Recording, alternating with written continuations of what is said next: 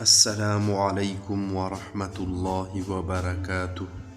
ایران کے ایک گاؤں میں دو بھائی رہتے تھے۔ دونوں میں بہت زیادہ ایک دوسرے کے لیے محبت تھی۔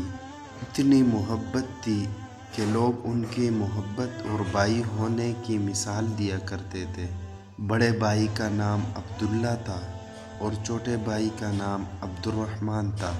عبداللہ جو تھا وہ شادی شدہ تھا اور 4 بچوں کا باپ تھا، جبکہ عبدالرحمن غیر شادی شدہ تھا، اور وہ دونوں بھائی مل جل کر اتفاق کے ساتھ برتن سازی کا کام کیا کرتے تھے، اور وہ دونوں بھائی اپنے کام میں بہت ماہر تھے۔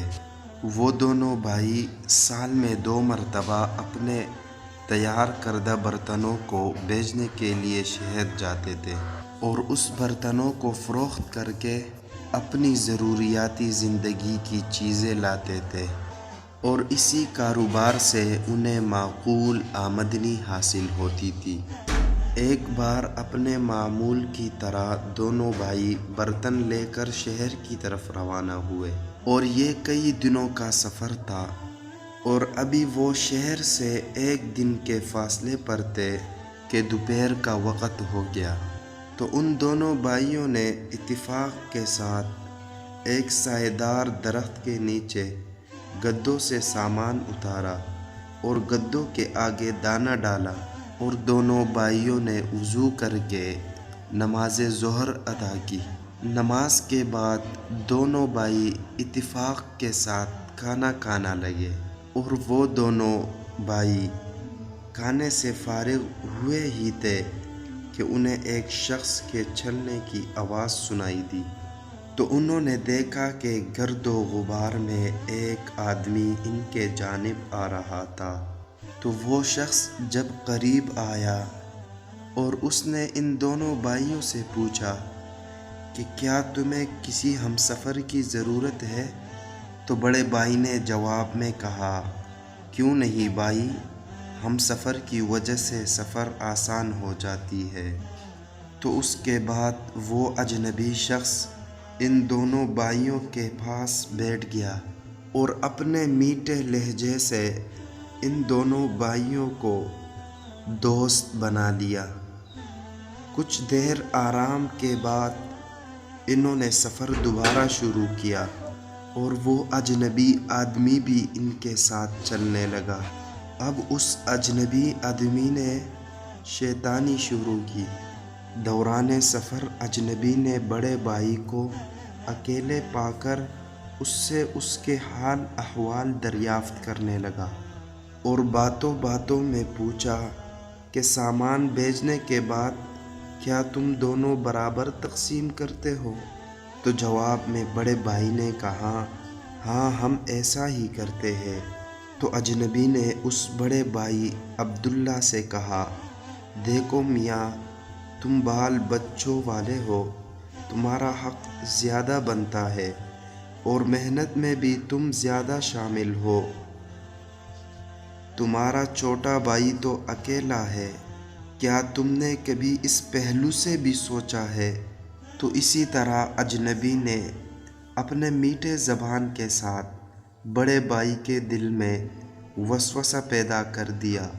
تو اس بڑے بھائی نے دل ہی میں عہد کر لیا کہ یار یہ تو سچ کہہ رہا ہے، میرے بچے بھی ہیں، بیوی بھی ہے، میرا تو زیادہ حق بنتا ہے، کیونکہ کام میں میرے ساتھ میرے بچے اور بیوی بھی شامل ہوتی ہے، اور کام بھی میں چھوٹے بھائی سے زیادہ کرتا ہوں۔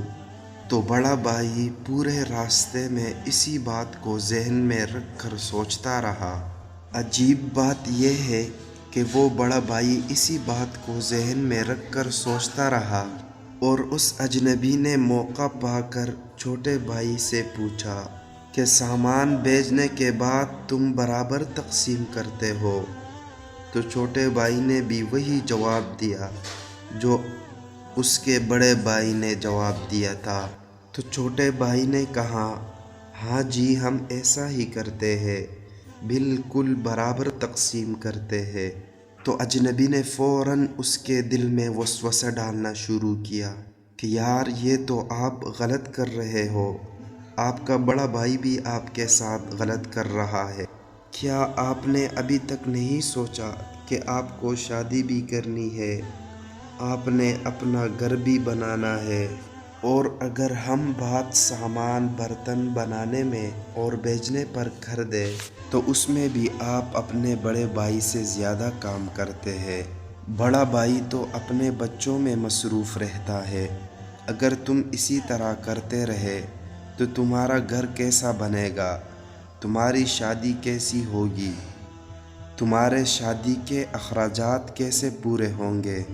تو اسی طرح وہ چھوٹا بھائی بھی اس اجنبی آدمی کے وسوسوں کا شکار ہو گیا، اور وہ چھوٹا بھائی بھی پورے راستے پر اسی بات کو لے کر سوچنے لگا، اور وہ اجنبی بھی سائے کی طرح کبھی چھوٹے بھائی کے کان بھرتا رہا تو کبھی بڑے بھائی کا کان بھرتا رہا۔ اسی سوچوں میں وہ دونوں بھائی شہر پہنچے۔ اپنے سامان کو دونوں نے بیچا اور اپنے ضروریات کے سامان کو خریدا، اور ان دونوں بھائیوں نے واپسی کا ارادہ کیا۔ لیکن ان دونوں بھائیوں میں یہ کام بہت ہی اچھا تھا کہ نمازی تھے، اور وہ دن بھی جمعے ہی کا تھا۔ جمعے کی نماز کے لیے وہ دونوں بھائی جامع مسجد میں گئے، جمعۃ المبارک کی نماز ادا کرنے کے لیے۔ اب اللہ کی شان دیکھو، ادھر امام صاحب نے خطبے کے دوران سورۃ الناس کی تشریح فرمائی کہ شیطان کس طرح انسانی ذہنوں میں وسوسہ پیدا کرتا ہے، اور فرمایا امام صاحب نے سورۃ الناس کو واضح کرتے ہوئے کہ اگر کوئی آپ سے ایسی بات کرے جس سے آپ میں پھوٹ پڑے، بے اتفاقی پیدا ہو یا ہرس جاگ اٹھے تو فوراً لا حول ولا قوت الا باللہ پڑھے، تو اسی طرح وہ شیطانی وسوسہ فوراً غائب ہو جائے گا۔ تو ان دونوں بھائیوں نے مسجد میں امام صاحب کی بات سنی، اور ان دونوں بھائیوں کو مسجد میں امام صاحب کی بات سمجھ آئی، تو مسجد سے نکلتے ہی بڑے بھائی نے چھوٹے بھائی سے معافی مانگ لی، تو چھوٹے بھائی نے بھی اسی طرح کر کے اپنے بڑے بھائی سے معافی مانگ لی۔ اب بڑا بھائی بھی حیران ہوا اور چھوٹا بھائی بھی حیران ہوا کہ ہم دونوں ایک دوسرے سے کیوں معافی مانگ رہے ہیں۔ تو بڑے بھائی نے فوراً کہا اپنے چھوٹے بھائی سے کہ میں نے تو اس لیے آپ سے معافی مانگ لی کہ میرا ذہن اس اجنبی آدمی نے کچھ آپ کے ساتھ بے اتفاقی کا بنایا ہوا تھا۔ تو چھوٹے بھائی نے بھی فوراً ایسا ہی کہا، اور وہ دونوں اسی بات میں لگے ہوئے تھے کہ وہ اجنبی شیطان فوراً غائب ہو گیا۔ تو دوستو، مجھے امید ہے، پورا یقین ہے کہ آپ کو اتنے بڑے واقعے کے بعد بہت بڑا سبق ملا ہوگا۔